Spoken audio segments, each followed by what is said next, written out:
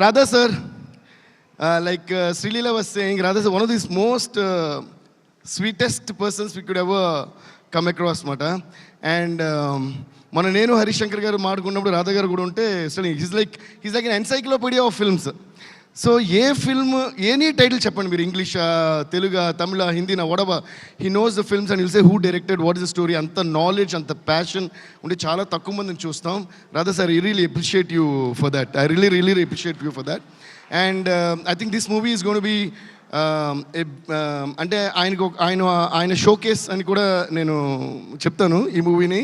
And I think you got much bigger things, much more bigger things that are gonna be in your kitty. So let's all give a huge round of applause to Radha garu.